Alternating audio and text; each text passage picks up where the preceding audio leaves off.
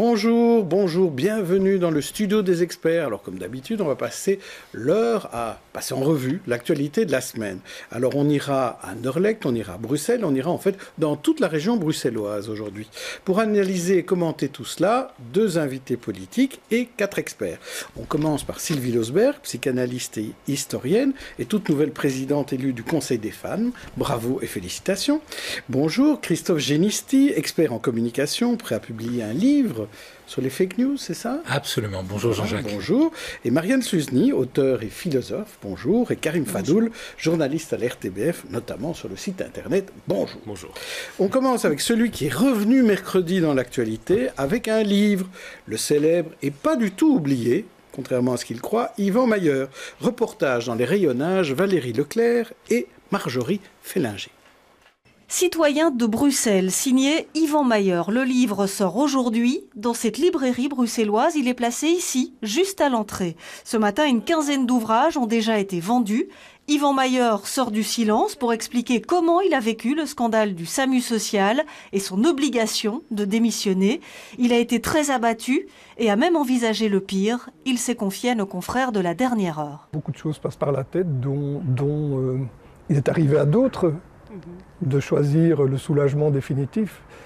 J'ai heureusement réussi à m'en sortir. Politiquement, l'homme ne mâche pas ses mots. Il vise directement le ministre-président bruxellois Rudy Verwoerd et parle d'assassinat politique. Il le revendique, il en est fier, il le dit dans des interviews, donc moi je n'ai fait que reproduire ce qu'il dit lui-même. Oui, c'est un assassinat politique, c'est évident, et que je lui en veux, c'est clair. Pourquoi il jalouse à ce point la ville de Bruxelles? Ça n'a pas de sens. Ce conflit entre la région et la ville n'a strictement aucun sens. Pas de mea culpa sur l'argent touché, 100 000 € bruts sur 20 ans de SAMU social, sur le budget de l'institution, pas sur les subsides ni les dons.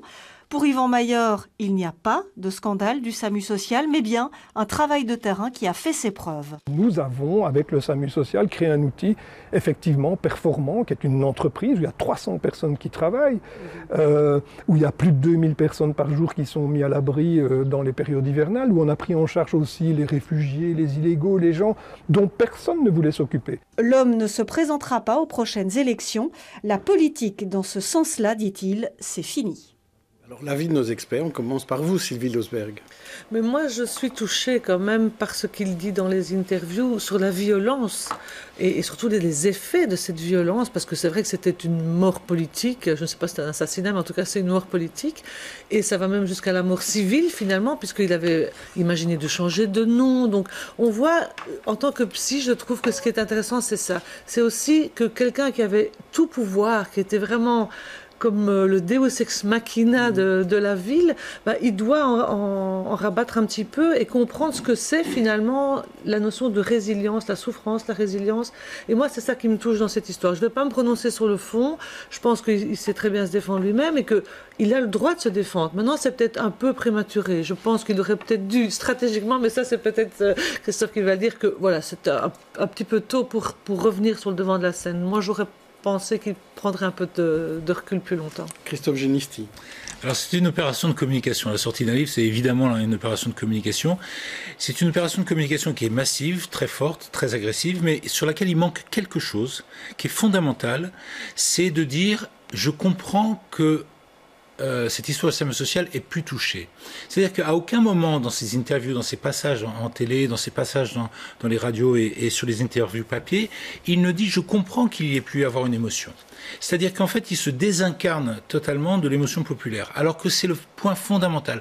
Si vous voulez revenir, si vous voulez réentamer un dialogue avec les gens, vous êtes obligé de commencer par un acte d'empathie dans lequel vous dites finalement je n'ai pas fait d'erreur, mais je comprends que ça ait pu susciter une émotion.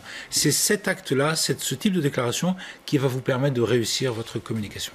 Marianne Sluzny. Alors moi je ne vais pas me prononcer non plus sur le fond, je vais intervenir en tant que romancière et je trouve que Yvan Mayer est en train d'écrire le roman de sa vie ou une pièce de théâtre d'inspiration, on pourrait dire romantique, tragique, voilà, et que dans une société qui, on travaille pas mal là-dessus aujourd'hui, qui se cherche des héros, des héros, ou des grandes figures, des grandes personnalités, vous avez dit célèbres, comme ça que vous ne l'aimez pas oublié, eh bien, on sait bien que le héros, c'est quelqu'un qui a le sens du sacrifice, qui a fait le bien, ce que probablement il a fait à un moment de sa carrière, qui a sacrifié certaines choses, et puis ça se termine très mal, ça se termine par la mort. Alors en général, c'est un autre qui donne le coup de Jarnac et la traîtrise.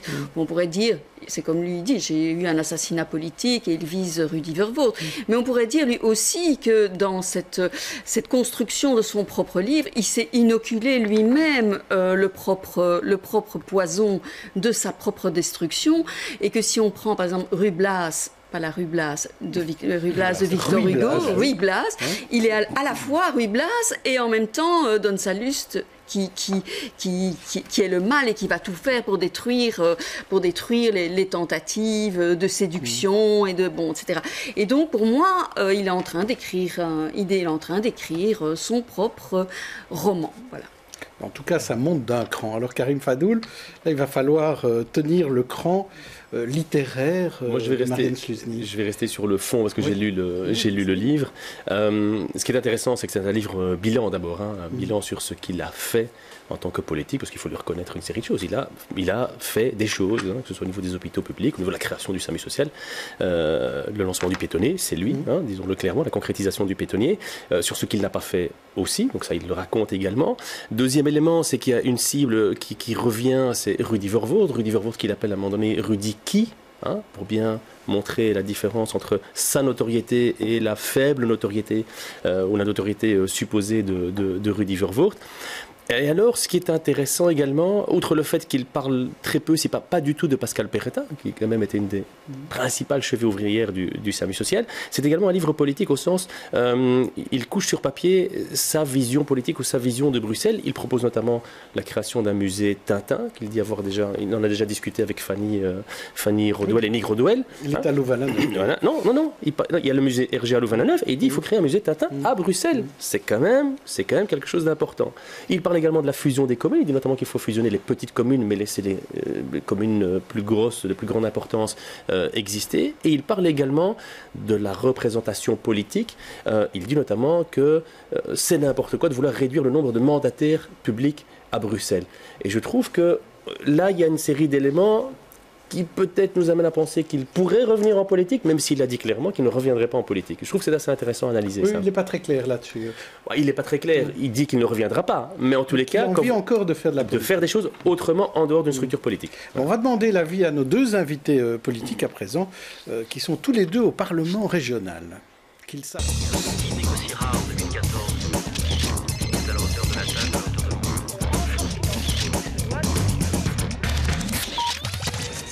Nous avons Alain Marron, député bruxellois écolo, conseiller communal à Saint-Gilles et prochain candidat à Ixelles.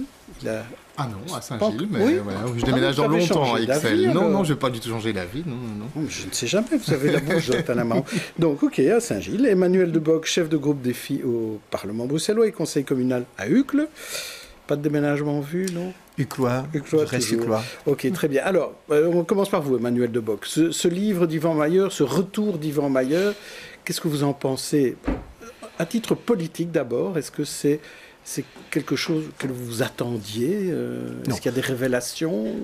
Non, et d'ailleurs je n'ai absolument pas envie de lire le livre et je conseille plutôt les recommandations de la commission de SAMU social qui sont beaucoup plus intéressantes et beaucoup plus objectivées et où peut-être les lecteurs apprendront beaucoup plus de choses intéressantes. Je trouve que dans la démarche, il y a quelque chose de triste parce je ne sens aucun amendement. Voilà, c'est un peu, si je devais résumer, c'est non, je ne regrette rien, alors qu'en fait, j'aurais espéré entendre plutôt quelque chose du type...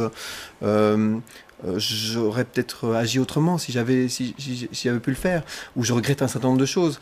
Et donc, je trouve aussi qu'il y a quelque chose de pas juste, parce que, par exemple, dans la méthode Mayer, c'est quand même une forme de méthode conflictuelle, de gestion.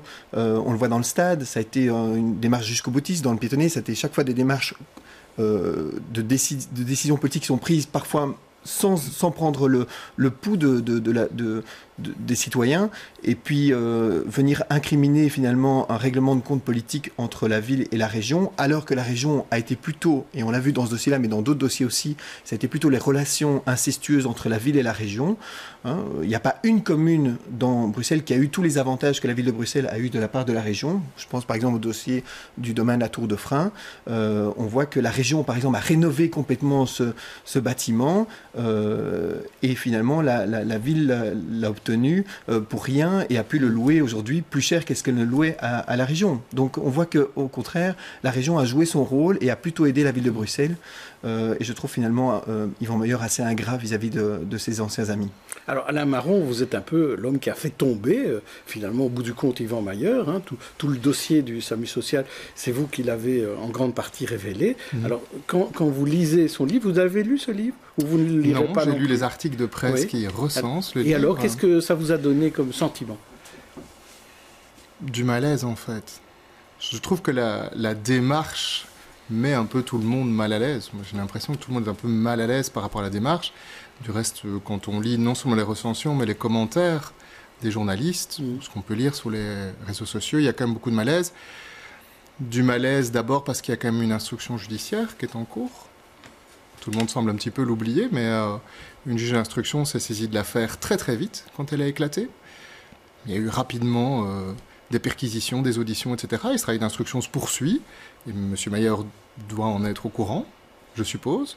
On ne sait pas ce qui va se passer, si ça va déboucher ou pas sur les inculpations. Mais voilà, donc dans ce cadre-là, publier un livre en clamant son innocence alors qu'une instruction judiciaire est en cours, voilà, moi je trouve que le timing est quand même un petit peu étrange, sans préjuger de ce qui va se passer. Peut-être que ça ne débouchera sur rien, cette instruction.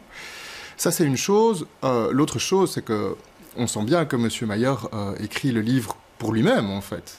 Je veux dire, c'est pas un livre qui est destiné à être lu. Je veux dire, il dit, c'est presque une démarche thérapeutique, en fait. C'est quelque chose de personnel, et c'est bien son droit, en fait. Mais un peu de compréhension. Donc ça ne donne pas envie de le lire, en tout cas. Vous n'avez pas un peu de compréhension, cet homme qui était quand même brisé comme ça du jour au lendemain, tout puissant, et le lendemain plus rien. Mais à titre humain, vraiment purement humain et personnel, sans une lecture politique, là, en l'occurrence, ouais, c'est très dur. Je pense que c'est très dur et qu'effectivement, cette période est humainement et difficile. Donc, il a tout à fait le droit d'entreprendre toutes les démarches de reconstruction personnelle, y compris celle d'écrire un livre. Après, s'il clame partout que c'est d'abord pour lui-même qu'il l'écrit, peut-être qu'il n'est pas utile de le lire. Et effectivement, le rapport de la commission d'enquête et pas seulement les recommandations sont beaucoup plus instructifs sur ce qui s'est passé au SAMU social, ça c'est sûr. En tout cas, je vous remercie tous les deux d'accepter d'en parler, parce que quand on demande à certains politiques de commenter le livre, ils préfèrent ne rien dire, notamment les socialistes. Karim Fadoul. Oui, vous avez fait partie de la commission d'enquête relative au SAMU social. Il y a eu un rapport, il y a eu des recommandations, à savoir notamment le remboursement des jetons de présence. On dit 100 000 euros sur 20 ans, c'est 100 000 euros sur 10 ans, 110 000 euros sur 10 ans d'ailleurs, pour être précis. Ceci étant, quand vous lisez le livre d'Yvan Meyer, il dit texto, quelle est la pertinence d'une commission d'enquête à s'occuper d'une ASBL privée? En gros, circuler, il n'y a rien à voir, vous n'aviez pas à mettre votre nez dans cette ASBL privée. Qu'avez-vous à lui répondre? Quelle est la réponse, Emmanuel Debock? Je suis très fâché sur cette finalement manière de voir, et ça montre justement qu'il n'a toujours pas compris l'ampleur du problème. Depuis le début, et on l'a dit pour toutes les ASBL qui se font subventionner à plus de 50%, elles doivent être considérées, même si elles sont privées, comme des ASBL publiques. Et donc il est logique que quand un politique va effectivement travailler, on va dire ça comme ça, puisque c'était le cas de M. Meyer, dans une ASBL qui reçoit de l'argent public à plus de 50%, et bien que ces rémunérations entrent dans ce qu'on appelle la rémunération dite publique, et que la somme de ces rémunérations doit être plafonnée. Et il le savait. Je ne peux pas croire qu'il ne le savait pas. Et je vais même dire plus, la région le savait ou avait les moyens de le savoir. Et donc ça, c'est pour moi un des éléments importants, c'est qu'il y avait le secrétaire communal, il y avait la tutelle. Tout ça aurait pu finalement prendre beaucoup moins de temps. On aurait pu agir en fait beaucoup plus tôt et dire à M. Meyer, attendez, les rémunérations que vous avez là, c'est pas que vous ne devez pas en parler parce que l'ASBL est privée. Vous devez en parler parce qu'elle est de nature public, et donc vous êtes plafonné dès lors qu'en plus vous gagnez votre salaire de bourgmestre, mais par ailleurs en plus... ça fera peut-être une lutte juridique aussi. Est-ce qu'il doit payer Alain Marron? L'inspection des finances est très claire, c'est de la rémunération publique. Quand il y a eu le rapport de la commission d'enquête, j'ai fait un petit truc sur mon blog, un petit truc court, et j'ai titré « Il n'y a pas de scandale du SAMU social ». Parce que ce qu'Yvan Mayer a dit en commission, à l'occasion de son audition. C'est une des phrases qui, moi, m'a marqué de toutes les auditions. Et c'était sa ligne de défense depuis toujours.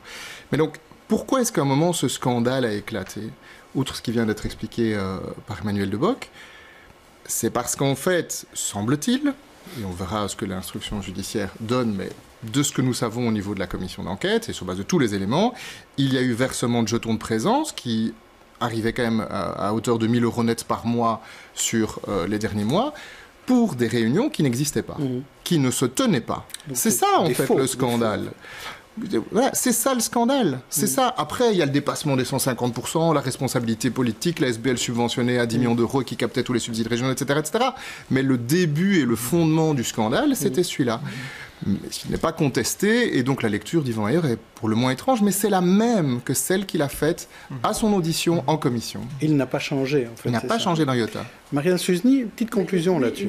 Je voudrais dire, pour revenir à ce que je disais tout à l'heure, du héros, le roman qu'il est en train d'écrire de sa vie, plus on monte, plus dur plus on veut monter haut, plus dur sera la chute, comme on dit, et il y a tant de grandeur et décadence, etc. Bon.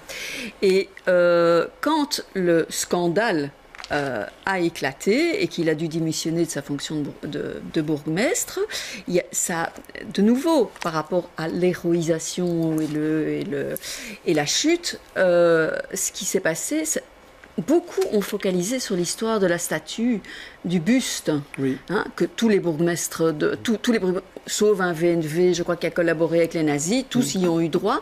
Et de nouveau, c'est la statue, en cette ère où on cherche des héros, et puis les héros tragiquement s'effondrent, et on déboulonne et on construit des statues. Et voilà, et ça, ce sont des points, des points très très sensibles, mais comme je sais, je ne suis pas prononcée sur le fond. Alors, une des problématiques, c'est cette notion de relation entre la ville et la région. Donc, Emmanuel Debock en a dit un mot tout à l'heure en disant que ce n'était pas exactement la vue qu'en avait Yvan Mayer, mais on se rend compte quand même qu'on y réfléchit. Et par exemple, chez Ola Magna, on réfléchit, et Alain Maskens, qui était lundi mon invité, est venu présenter son idée, la fusion des 19 communes sans transfert de compétences vers la région. On l'écoute. Si on veut arriver à une vision cohérente de Bruxelles, à un projet cohérent dans lequel tous les Bruxellois peuvent se retrouver, une des premières choses que peuvent faire les Bruxellois entre eux, c'est de dire, fusionnons ces 19 communes pour n'en faire qu'une grande, mais tout en redéléguant un certain nombre de compétences plus locales, plus proches de la population, aux actuelles communes, mais qui deviendraient l'équivalent des mairies d'arrondissement. Vous appelez ça des districts? On appelle ça des districts parce que le terme district est déjà prévu par la Constitution, par la loi. C'est ce qui a été fait, par exemple, à Anvers, qui a regroupé les communes, mais délégué une partie du pouvoir local à des districts dont le pouvoir est beaucoup moins fort. Alors, Alain Marron, c'est une bonne idée, ça, d'après vous? C'est potentiellement une bonne idée. Oui. C'est prudent, ça, ce que vous dites. Non, je veux dire, c'est très compliqué. Tous ces trucs sont très compliqués. Mais c'est vrai que j'ai fait un petit compte avant de venir, enfin un compte que tout le monde connaît assez facilement. Il y a 200 personnes dans les exécutifs. Les exécutifs, si vous comptez les présidents de CBS, les échevins, les bourgmestres et les ministres et secrétaires d'État à Bruxelles, ça fait 200 exécutifs. Je ne parle pas des parlementaires, des conseillers communaux. Et ça, c'était 1000. Pour gérer la ville, 200. Oui, mais ces gens-là gèrent. Ils ont un pouvoir exécutif. C'est absurde. Je veux dire, c'est absurde déjà en termes de nombre, mais c'est surtout absurde en termes d'incohérence, parce qu'il y a des incohérences politiques entre les uns et les autres, etc. Et puis, l'enchevêtrement institutionnel ne se fait pas en faveur des politiques. On voit bien qu'il y a beaucoup de politiques qu'on pense à l'accueil de la petite enfance, à l'enseignement, à la mobilité, à l'urbanisme, à l'aménagement du territoire, aux grands projets urbains, etc., cet enchevêtrement institutionnel, cette complexité institutionnelle, elle est peut-être au profit des gens qui gèrent les institutions, qui ont les mandats, etc., mais elle n'est pas au profit des gens. Elle ne fait pas sens au profit des gens. Donc on organise avec Groen, le 5 mai, le jour de la fête de l'Iris, une réflexion ouverte avec un certain nombre de témoignages, etc. Et donc avec Groen, vraiment, on va lancer un certain nombre de propositions qui vont dans le sens de réformes institutionnelles importantes. Donc ça pourrait aller dans cette direction-là. En tout cas, on n'est pas du tout fermé. Et pour nous, ce qu'il faut surtout faire, c'est lever les tabous. Hein. On peut parler de ça. Hein. C'est pas tabou de parler de ça. On doit pouvoir le faire. Alors, est-ce que c'est tabou de parler de la fusion des communes, Emmanuel Debock? Rien n'est tabou, mais il ne faut pas non plus faire de la démagogie en pensant que tout ira mieux quand on n'aura plus qu'une seule commune. Et d'ailleurs, alors pourquoi pas fusionner avec la région? Aujourd'hui, tout le monde se plaint de mobilité. C'est moins un problème communal qu'un problème régional. Or, j'entends beaucoup de gens qui plaident pour la fusion des communes pour finalement transférer totalement cette responsabilité à la région. Et on voit que la région, Bruxelles Mobilité en particulier, n'est pas capable de gérer totalement, correctement l'ensemble des chantiers sur la région bruxelloise. Il faut pouvoir dire ça et faire son mea culpa, et je suis dans la région. C'est pas vrai ce que vous dites, Emmanuel Debock. Parce que le ministre Pascal Smet, lui, il se plaint qu'il y a 19 échelons de la mobilité. Il met finalement la responsabilité sur les communes, et ce n'est pas les communes qui sont responsables aujourd'hui de la mauvaise gestion de la coordination des chantiers.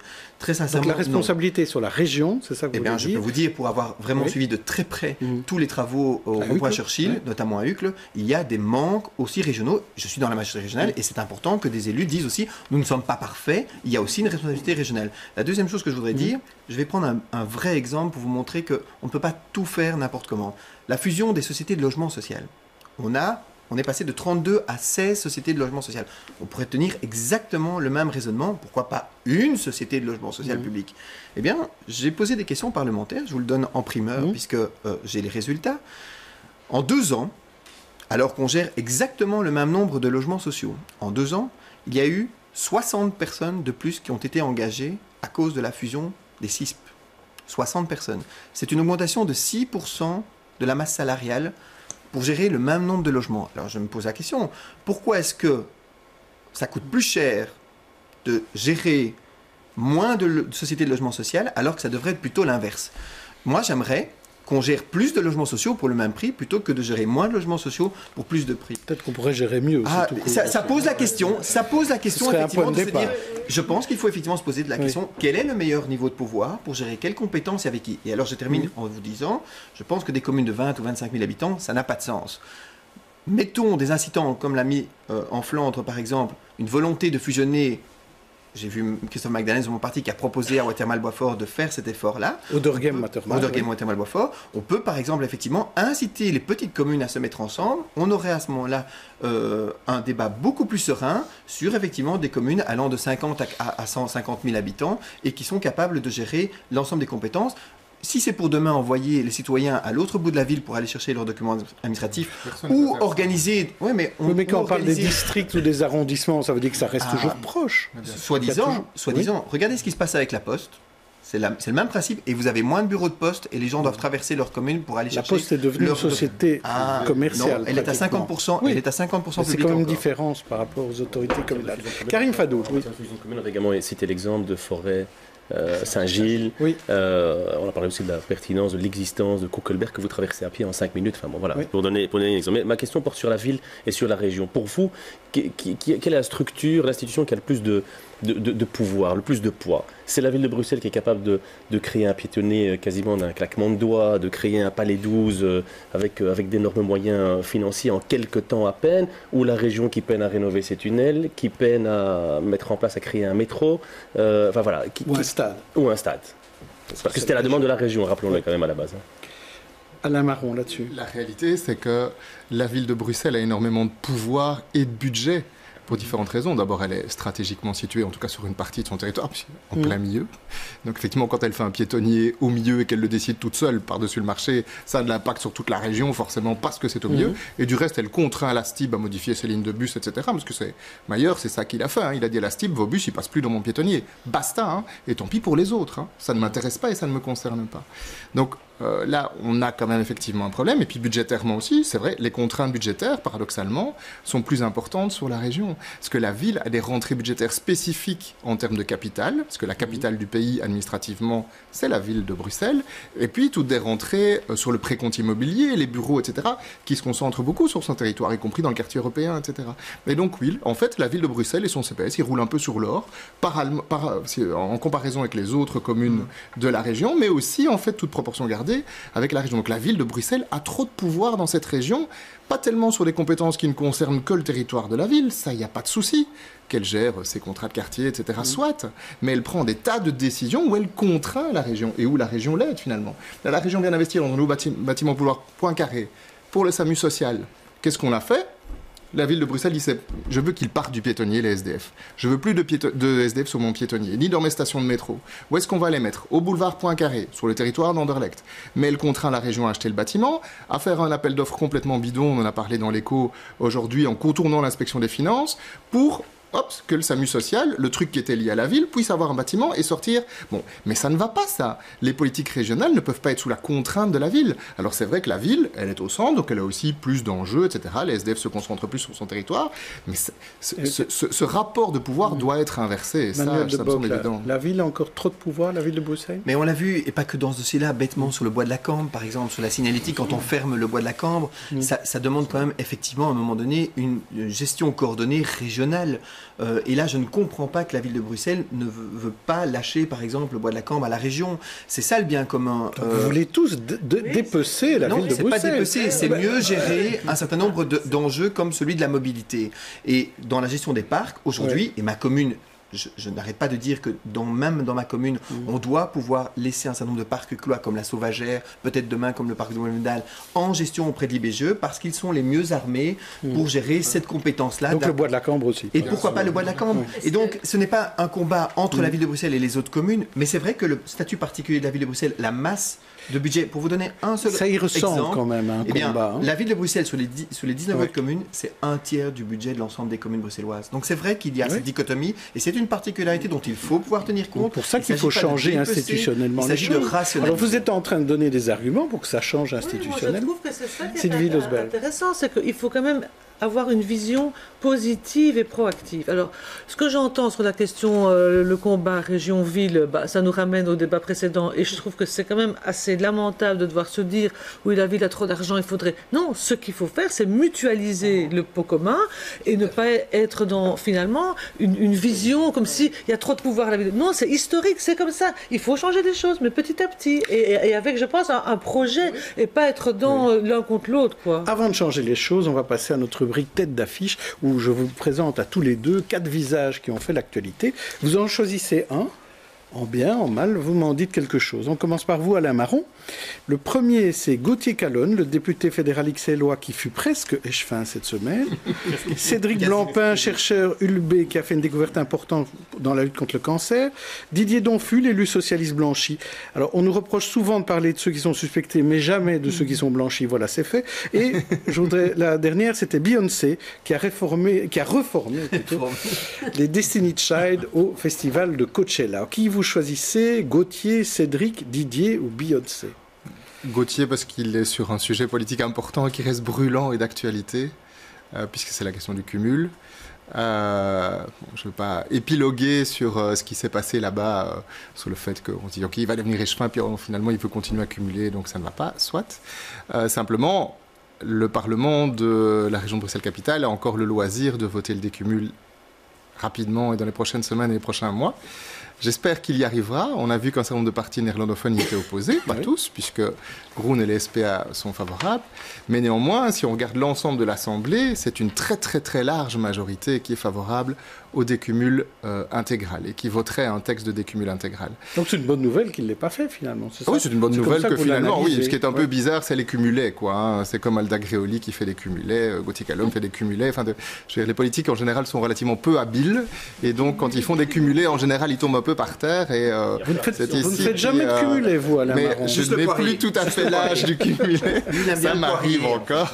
Avec les enfants, je fais quand même parfois encore des choses un petit peu trop acrobatiques, mais voilà. Donc j'espère que ce sera possible. Et pour ça, il faut la détermination sans faille, des partis francophones en tout cas. Nous, notre crainte, c'est qu'il y a un petit peu de mou qui soit donné de la part d'un certain nombre de partis francophones qui sont favorables, mais qui finalement ne vont pas en faire une affaire de gouvernement, ne vont pas mettre une pression suffisante pour que du côté néerlandophone, par exemple, l'Open VLD ne fasse que s'abstenir et pas voter contre le texte. Auquel cas, ça passe. Mais donc, j'espère que du côté du Parti socialiste et de Défi, qui se sont prononcés très clairement pour le décumul, on fera le maximum et on jugera à l'autopsie. Vous essayez de rajouter un sujet, un sujet à cette émission. Mais rapidement, là-dessus, Emmanuel Debock, vous irez jusqu'au bout. On a co-signé le texte sur le décumul. Donc nous, on le votera sans état d'âme. Il n'y a aucun problème. Merci pour la réponse. Par contre, il faut juste dire une chose. La mise en pratique, c'est à partir de 2019. Je salue le fait que Gauthier Callum, effectivement, s'applique cette règle préventivement. Je salue ceux et celles qui l'ont déjà fait. Mais je n'ai absolument rien à redire pour ceux et celles qui terminent leur mandat, le cas échéant, jusqu'à 2019. Didier Gozouin, mais c'est normal. Par exemple, la règle, Olivier Minguin. La règle, elle doit s'appliquer. Non, on a bien compris. Allez, on ne rouvre pas le dossier. Alors, Emmanuel Debock, quel est votre choix? Je vous propose Marinette de Clout, les chevilles du commun, décédée très tôt à 54 ans. Denis Géhardy, le nouveau directeur du Cirque Royal. Ou encore Anne-Catherine Gillet, la soprano désignée octave d'honneur aux octaves de la musique. Ou encore le rappeur américain Kendrick Lamar, qui a remporté le prix Pulitzer de la musique. Alors, Marinette, Denis, Anne-Catherine ou Kendrick? Je vais choisir Marinette de Clout et donc ça met XL vraiment à l'honneur dans ces deux choix qui sont liés. Je ne la connaissais pas personnellement, mais tout ce que j'ai pu lire ces derniers temps de la part de journalistes, de la part de proches, de la part de politiques, ce qu'elle a fait pour l'enseignement excellois, et ça, j'ai entendu beaucoup de choses énormément positives. Je trouve que voilà, c'est l'occasion de dire aussi que c'est un métier difficile que d'être politique et que de laisser une trace aussi impressionnante auprès des élèves, auprès de ses collègues, ça inspire beaucoup de respect et beaucoup d'humilité, et c'était une femme exceptionnelle. Alors, elle aura deux écoles d'ailleurs à son nom. Alain Marron, une question de notre partenaire Transparencia. Vous êtes conseiller communal à Saint-Gilles. Vous savez que c'est parfois difficile pour les citoyens d'obtenir les annexes des dossiers votés au conseil communal. Est-ce qu'en termes de participation citoyenne, est-ce que vous seriez d'accord de lancer une espèce de conseil citoyen qui, avant chaque conseil communal, permettrait aux citoyens de voir tous les documents, de pouvoir discuter des décisions à prendre? Ouais, en fait, il y a deux pistes possibles assez faciles à mettre en œuvre. Nous, on a conseil communal tous les jeudis, enfin une fois par mois le jeudi, et il y a un groupe de travail commun le lundi, où en fait on peut poser toutes les questions que vous voulez. En fait, ce groupe de travail pourrait très bien être ouvert, et si les citoyens publics, et si les citoyens sont là, pourraient, dans un cadre précis, poser des questions. Par ailleurs, il y a un système informatique qui s'appelle le BO-secrétariat, fait par le CIRB, dans lequel tous les documents sont. Et en fait, les documents de la séance publique, il n'y a pas de raison qui ne soient pas accessibles directement.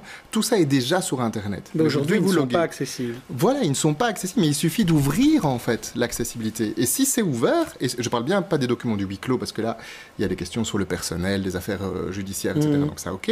Mais sur tout ce qui est public, il n'y a aucune raison que ce ne soit pas accessible. Donc toutes les communes pourraient le faire. Oui, il faudrait qu'au niveau du CIRB que ce soit fait et que ça bascule d'un site à l'autre, mais les données sont là. Okay, on va poser la question à Hugues, alors. Je suis totalement d'accord. Et j'ajoute, il faut aussi le faire pour le CPS, parce qu'on ne parle jamais du CPS, mais il y a de la gestion patrimoniale importante, maisons de repos et autres, pas seulement ça, mais les décisions en matière de promotion de job, attribution des articles 60, par exemple, aux ASBL, ça mériterait effectivement une transparence totale. Mais là, il faut changer la loi, hein, parce que les séances du Conseil d'action sociale sont à huis clos. Je pense que ça mérite, quand on sait que certains CPS, effectivement, gèrent des budgets aussi importants que ceux de communes, ça mériterait effectivement... On reparle de la ville de Bruxelles, je le sens. Alors, on va parler maintenant, d'une notion qui est revenue un peu pendant les vacances de Pâques. Est-ce qu'on peut interdire un parti politique? Est-ce qu'on peut interdire un parti politique qui professerait des idées qui vont à l'encontre de notre Constitution? Donc, c'est une question qui était posée à l'occasion des déclarations du chef de file de la liste du parti Islam. Je vous demandais votre avis tout de suite, à tous les deux. Est-ce qu'on peut interdire un parti politique? Alain Marron. Je veux dire que c'est quand même compliqué, cette affaire. Islam, c'est un parti dont personne ne veut, en soi. Je veux dire, voilà, c'est pas du tout notre tasse de thé.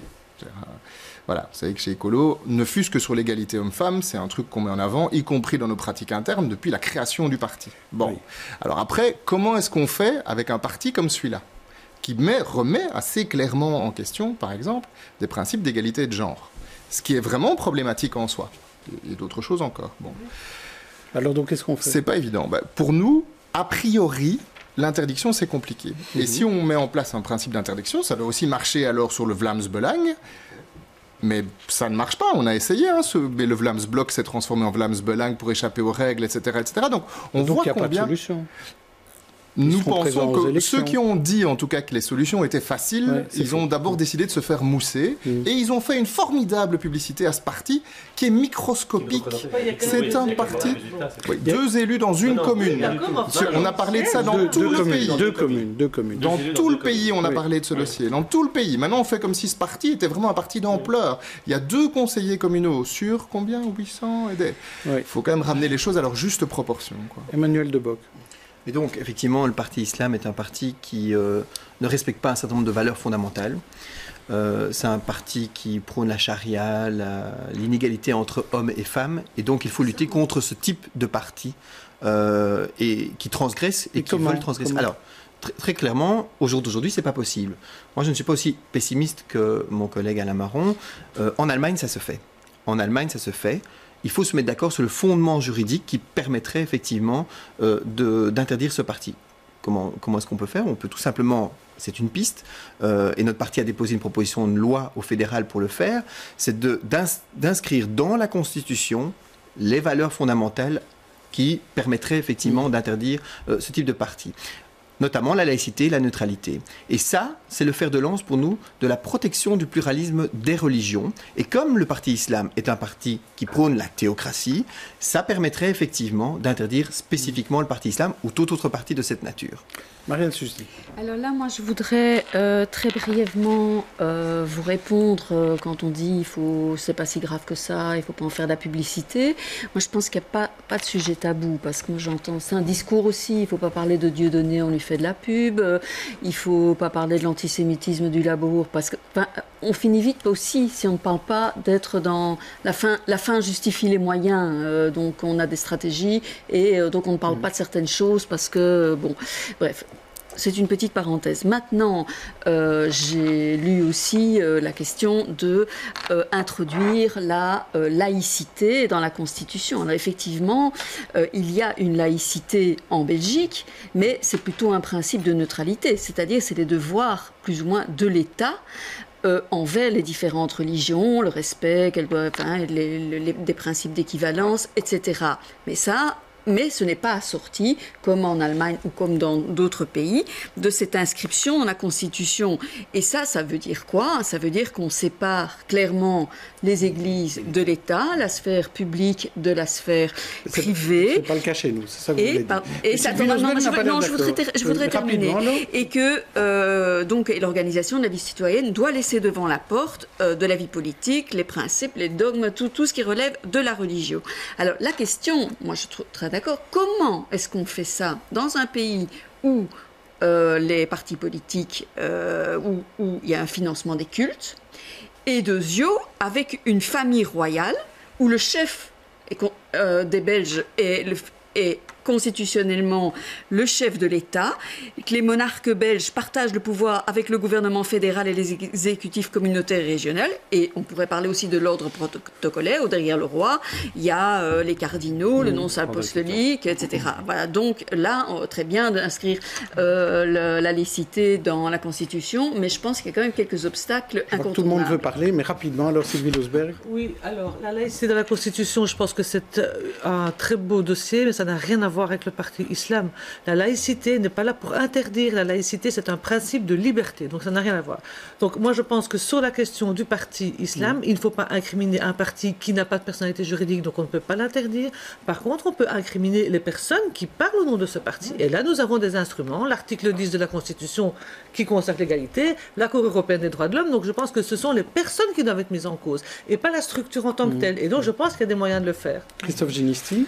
Il faut pas interdire un parti politique, c'est faire un acte politique qui est un acte politique qui donne, dans tous les cas, beaucoup de visibilité à ceux qu'on interdit. Donc en fait, quand on veut interdire quelque chose, quand on veut museler quelque chose, c'est le meilleur moyen d'attirer l'attention dessus. Et on le voit, c'est microscopique, ça ne devrait même pas émouvoir l'opinion, mais ça émeut l'opinion parce que ça touche à un symbole et ça touche à un symbole fort. Donc en fait, il ne faut surtout pas interdire quoi que ce soit, mais il faut donner les moyens à ce type d'initiative de se désintégrer dans la société et de disparaître.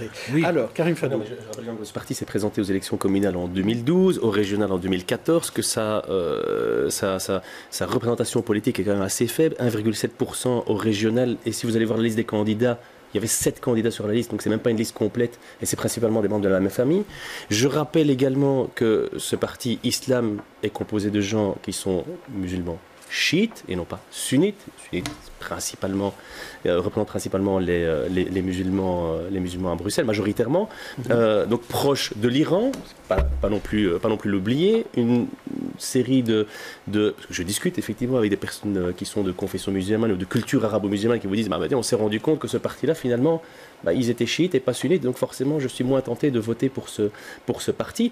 Donc vous croyez qu'il n'y a pas de danger à partir du moment où je dis simplement, on a parlé pour le Vlaams Blok et le Vlaams Belang, il y a eu un cordon sanitaire plutôt politique, mais également médiatique. Oui. Dans ce cas-ci, il n'y a pas eu de cordon sanitaire et notamment médiatique.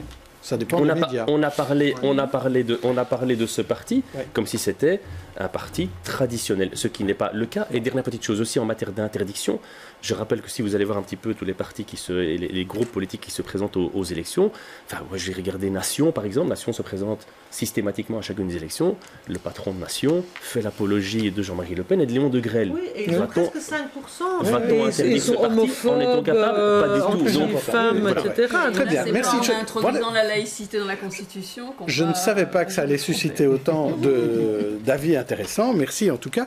Alors, quand on parlait de tension, on va parler maintenant de tension entre jeunes et policiers dans certains quartiers bien délimités. Il y a le square Jacques-Franck à Saint-Gilles, dont on a déjà beaucoup parlé, mais il y a aussi eu ce jet de pierre cette semaine contre des agents au Peterbos à Anderlecht.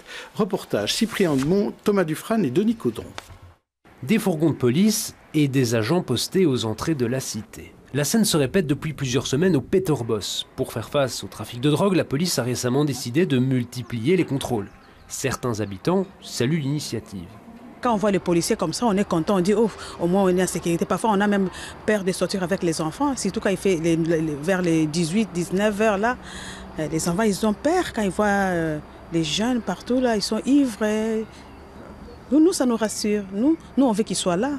Mais tous ne sont pas du même avis. Des habitants dénoncent des contrôles aux faciès. Ils viennent tout le temps, ils contrôlent des jeunes qui n'ont rien à voir, des mères de famille.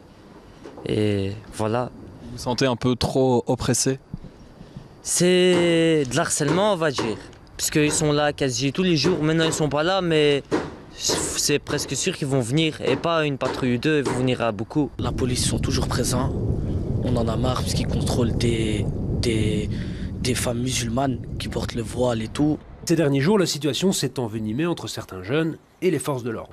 Des pavés et des dalles ont été lancés sur des policiers depuis le toit d'un immeuble et des enquêtes ont été ouvertes. Il y a des enquêtes, des informations judiciaires ouvertes pour des faits graves. On parle de tentative de meurtre dans la mesure où vous avez des projectiles qui sont lancés de très haut et qui peuvent évidemment attenter à la vie des policiers qui passent en dessous. Raison pour laquelle l'affaire est évidemment prise très au sérieux et on espère pouvoir identifier rapidement les auteurs. De son côté, la commune d'Anderlecht compte ouvrir un commissariat de quartier dans la cité d'ici la fin de l'année. Alors, je voudrais quand même préciser que hors antenne dans ce reportage, beaucoup de monde s'est plaint des nuisances, des trafics, des vols et des deals. Et même les femmes voilées ont reconnu qu'elles n'étaient pas du tout contrôlées, contrairement à ce que disait ce jeune-là. Mais les témoins ont peur et préfèrent se taire et préfèrent ne pas témoigner, même devant une caméra cachée. Mais je crois que c'est important d'avoir tous les éléments en main. J'ai commencé par vous, Alain Marron, parce que vous connaissez un petit peu ces problématiques aussi au Square Jacques-Franck, je le disais aussi, cette tension entre jeunes et policiers avec des habitants qui sont pris là entre les deux. Donc la situation, je pense, est quand même assez différente au Peterbos où il y a des problèmes d'insécurité structurels et prégnants depuis des années et des années. J'ai fait un peu de recherche internet avant de venir. J'ai écrit des articles de presse qui datent depuis très longtemps. Donc il y a vraiment une situation malsaine qui s'est inscrite dans les murs là-bas et visiblement qui n'a pas été prise en main ou en charge par les autorités publiques ou de manière insuffisante. C'est assez différent quand même au Square Jacques-Franck. Alors apparemment maintenant les choses commencent tout doucement à bouger puisqu'on annonce qu'il y aura un commissariat de quartier, ce qui est sans doute une bonne chose, on va voir comment il va travailler, mais voilà. Il y a aussi un contrat de quartier qui va arriver dans un secteur qui en a bien besoin, avec de l'habitat détérioré, beaucoup de logements sociaux pas toujours... et des problèmes divers qui sont rencontrés, des espaces publics détériorés, un manque de projets pour les jeunes, d'espace, etc. Et donc, j'espère vraiment que ce contrat de quartier se fera dans une dynamique ouverte et rassembleuse pour que plus personne n'ait peur. C'est quand même assez dingue que les habitants majoritairement de ce que vous dites, et je vous crois bien entendu, n'osent pas témoigner. Pas non, bien entendu, mais sur le terrain, journalistes ont été sur le terrain, ils ont essayé d'interviewer des gens qui n'osent même pas parler en caméra cachée de peur de représailles. Ça illustre le climat délétère du quartier, ce n'est pas acceptable évidemment. Sur Saint-Gilles, c'est un peu différent, il y a un problème particulier sur une brigade de police, et là on rentre vraiment dans des jeux de ping-pong entre certaines bandes de jeunes et certains policiers, je dis bien certains jeunes et certains policiers de cette brigade, et les gens sont au milieu pris en otage. Donc ça, il faut démêler ce système. Et j'espère qu'on va y arriver progressivement avec de la médiation externe. Ça, c'est pour Saint-Gilles. Emmanuel Deboc. Oui, mais je voudrais d'abord profiter par l'occasion pour saluer le travail des policiers de terrain qui risquent tous les jours leur vie lorsqu'ils s'attaquent à ce genre de trafic. Ce n'est pas facile et ça n'existe pas d'ailleurs que Peter-Bosch ou dans d'autres quartiers. Il y a d'autres quartiers où effectivement on met parfois le feu à des garages, où on jette des pierres, où on attaque effectivement les passants, les voisins qui éventuellement appelleraient la police. Donc il y a effectivement un certain nombre de problèmes dans un certain nombre de quartiers. Vous voulez dire qu'il y a des zones de non-droit? Alors, je ne vais pas aller jusqu'à des zones de non-droit. On voit que quand la police effectivement s'attaque à un certain nombre de problèmes, et je connais d'autres quartiers, même dans ma commune, où effectivement la police, chaque fois qu'elle rentre dans ce quartier-là, elle y va en sachant qu'elle risque aussi pour sa vie. Enfin, chaque policier risque aussi sa vie quand il y a des projectiles qui sont lancés du haut d'un immeuble. Et si ce n'est pas maintenant, c'est peut-être sur la voiture de police. Et ils sont prudents, 2 fois plus prudents. Et donc, il faut pouvoir aussi dire, saluer ce travail-là. 2, il y a quand même un vrai travail du côté de la justice par rapport aux sanctions. On disait encore cette semaine-ci que la fameuse voiture qui avait été balancée dans les rails dans une station de métro... Le dossier est classé sans suite. Le dossier a été classé sans suite. Moi, je ne peux pas accepter cette situation-là, que l'enquête n'arrive pas à déterminer qui a été participant, alors qu'il y a quand même eu des images qui ont été diffusées sur les réseaux sociaux, où on reconnaît, paraît-il, des voix d'eux, et finalement, on n'arrive pas à identifier les auteurs. C'est quand même problématique. Donc, il y a une réponse aussi appropriée à donner par la justice à ce type de comportements qui ne peuvent pas être tolérés. Ensuite, il y a quand même aussi un problème de fond.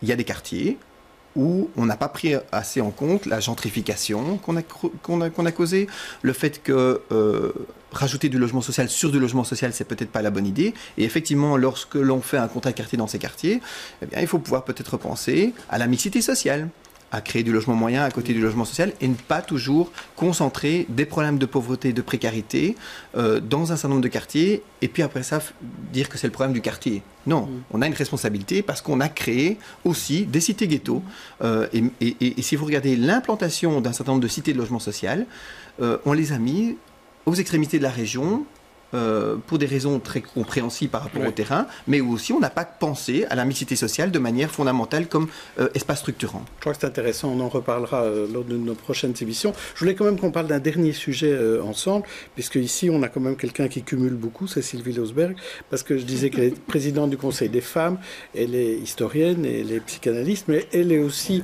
directrice des études au CAL, et elle a sorti un sondage cette semaine sur l'avortement et sa sortie du code pénal. Et en fait, il y a apparemment, d'après votre étude, 3/4 des personnes interrogées trouvent qu'il faut le sortir justement du code pénal. Est-ce que, je vais demander tout de suite l'avis aux politiques, est-ce qu'il faut le sortir du code pénal? Et deuxième sous-question, très rapidement, que pensez-vous du revirement du CDH et de cette position de savoir s'ils sont pour ou contre? On n'en sait plus rien ce week-end. Donc oui, il faut le sortir du code pénal. Ouais. Je veux dire, voilà, l'avortement, c'est un droit. Ça ne peut pas être une infraction, ni quelque chose de punissable, point. Après, il faut des cadres, et ça, tout le monde en convient. C'est-à-dire que, voilà, on ne peut pas faire tout et n'importe quoi. Donc oui, il faut sortir l'avortement du code pénal. Du reste, il y a des propositions de loi qui sont déposées à la Chambre, y compris par Écolo Groen, mais pas seulement, par le Parti Socialiste, par le SPA, par le VLD aussi. On attend le positionnement du MR, qui n'est pas encore tout à fait clair. Au CDNV, c'est compliqué. Au CDH, on se rend compte que c'est compliqué. Il y a une proposition de défi aussi qui est déposée. Je l'oubliais, mais elle est là aussi. Donc il y a quand même un quasi-consensus politique. Au niveau de la NVA c'est d'abord et avant tout un parti conservateur droitier, avec aussi quelques reliquats d'extrême droite qui sont arrivés chez eux, qu'on oublie un petit peu du côté francophone, mais qui sont là, et qui, eux, semblent s'opposer. Donc, il faut espérer qu'il y a un consensus politique suffisant qui permettra de faire voter une sortie du code pénal, même si ce n'est pas dans l'accord de gouvernement fédéral. Heureusement, on vote aussi des lois qui ne sont pas dans les accords de gouvernement, et il semble y avoir un consensus politique. Donc il faut que c'est à la Chambre de travailler, quoi, en fait. Bien entendu, mais donc il y a des tas de textes sur la table qui se rejoignent sur de nombre de points. Ils ne sont pas en grande opposition, c'est plutôt sur des points de détail. Et l'idée, c'est de dire, l'avortement, ça ne doit pas être régi par la justice et le pénal, c'est d'abord la santé. C'est d'abord une question de santé, et donc on passe en commission santé et sur des lois santé. Emmanuel Debock, sur ces positionnements des partis où c'est parfois difficile, est-ce que chez Défi, c'est difficile de se positionner là-dessus? Non, pas du tout, puisqu'on a déposé... Oui, on a déposé une proposition de loi au fédéral il y a déjà plusieurs années. Nous souhaitons effectivement dépénaliser l'interruption volontaire de grossesse. C'est très important pour nous.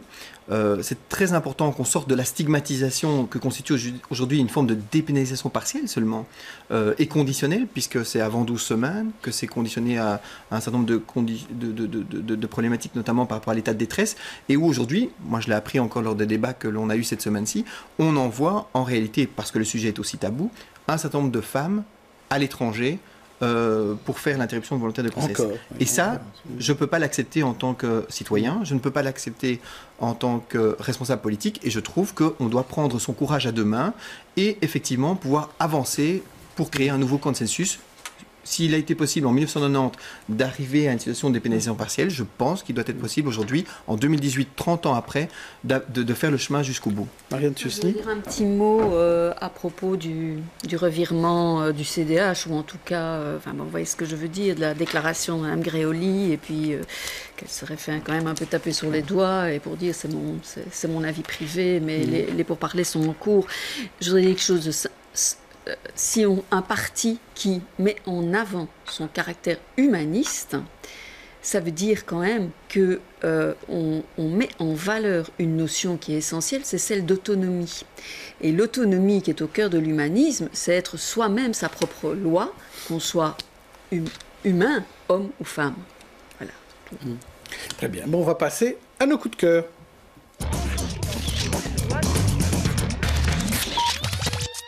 Et on commence par une fondation. Sylvie, vous voulez nous parler de la fondation Bogossian? Oui, je voudrais inciter les téléspectateurs à aller voir l'exposition Mélancolia à la fondation Bogossian dans le magnifique bâtiment de la Villa en Pin. Le titre n'est peut-être pas attractif parce que ça parle de la mélancolie, mais c'est plus de 70 œuvres à la fois anciennes et contemporaines qui mettent en évidence la représentation de ce que c'est la mélancolie. Et au fond, on est quand même dans un sujet qui nous ramène à la finitude de l'être humain, mais en même temps, comment la création artistique nous donne des perspectives pour envisager notre rapport au monde et à la finitude. C'est magnifique, franchement, l'exposition vaut le coup, et il y a un magnifique jardin avec des œuvres à l'extérieur aussi, et je pense que ça dure jusqu'à l'été, mais ça vient de commencer, je l'ai vu, et vraiment, ça vaut le coup. C'est toujours très beau là-bas, difficile d'y arriver avec les travaux de l'avenue Franklin-Roosevelt. La mobilité. Alors Christophe Génisty, un livre. Oui, le livre, c'est le livre Les Idéocrates, deuxième édition, puisque c'est un livre qui suit une première édition qui avait été publiée il y a 9 ans. Ce sont des portraits au vitriol de ceux qui, dans la société française, squattent les plateaux de télévision, qui... Comme vous, en fait. Comme les experts. Qui impose une vue qui est une vue en général assez réactionnaire et qui s'oppose à la bien-pensance, qui disent qu'ils ont seuls le parler vrai et que justement ils représentent une bouffée d'oxygène pour la société. Donc ce sont quelques portraits vraiment au vitriol de ces gens qui squattent et qui occupent l'espace médiatique en France. C'est très intéressant, c'est très savoureux, puis ça montre un peu comment les médias d'opinion, comment l'opinion se forge, puisque la plupart de ces idéocrates ont un agenda politique qui est un agenda idéologique très très fort. Alors ce sont des éditocrates. Éditocrates. Ils font des... Éditocrates, pardonnez-moi. D'idiocrites. Oui, pardon. Les éditocrates 2, le cauchemar continue. Merci avec AUX. C'est ça, oui. Non, c'est ceux qui ont des idéaux. Oui, c'est ça. Éditocrates. Et c'est paru aux éditions La Découverte. Alors vous, Marianne, vous vouliez revenir sur un mot de la semaine, hein? Miloš Forman. Oui, Miloš Forman. Et notamment son film changé Amadeus. de cinéaste Oui. un peu. Voilà, donc Miloš Forman, cinéaste américain mais tchèque d'origine, et il est mort il y a une petite semaine. Et je voulais revenir sur son magnifique film maintes fois oscarisé, Amadeus, qui est une biographie, une histoire romancée des rapports de Mozart avec Salieri et de leur rivalité. Et il faut le revoir, quoi. Il faut vraiment le voir et le revoir. Et alors, pour la petite histoire, je voudrais comme dire que il a été inspiré par une pièce d'un auteur dramatique anglais qui s'appelle Peter Shaffer, qui a été d'ailleurs le scénariste pour Forman.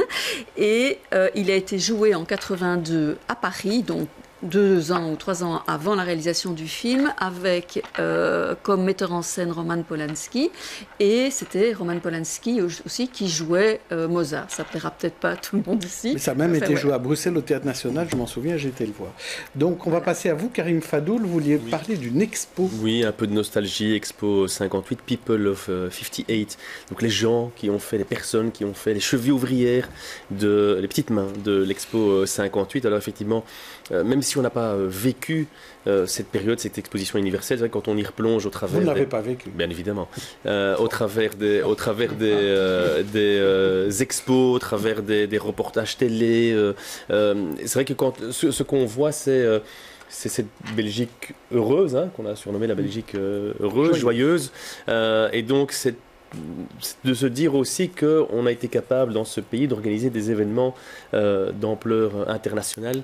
Et c'est vrai que parfois on se dit que ça manque à Bruxelles.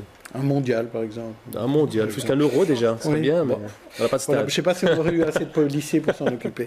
Alors, moi je vais vous parler de mon coup de cœur. C'est le dernier livre de la romancière Ariane Lefort. Telle une dentelière, elle tisse une toile entre 3 histoires, une nouvelle passion amoureuse et torride, la fin d'un amour d'adolescence et les derniers jours d'une mère malade. Alors évidemment, dit comme ça pourrait être mal compris et un peu embêtant, certes, mais en fait c'est un régal de phrases ciselées, de formules qui font mouche. Donc ça s'appelle Partir avant la fin, c'est aux éditions du Seuil par Ariane Lefort. Très rapidement, peut-être une proposition, vous aussi Alain Marron, quelque chose à lire, à voir? Oui, en 2 mots, la série Mindhunter, qui est une série policière, mais pas du tout une série policière classique, puisqu'elle explique les prémices au sein du FBI des sciences comportementales. Et essayer de comprendre pourquoi, en l'occurrence, des tueurs en série, donc ils vont inventer le terme de serial killer, qui n'existe pas avant, pourquoi des tueurs en série se comportent comme tels, finalement. C'est pas du tout pour être empathique ou pour les excuser, mais pour essayer de trouver les autres. Voilà. Et en fait, la série est extrêmement intéressante et bien construite à ce titre. Et en fait, elle m'a fait penser à autre chose, c'est que on ne se pose pas suffisamment la question de savoir pourquoi des gens passent à des actes aussi extrêmes, y compris dans nos sociétés contemporaines. Certes, des tueurs ou des tueurs en série, mais dans les tueurs en série, il peut aussi y avoir des terroristes.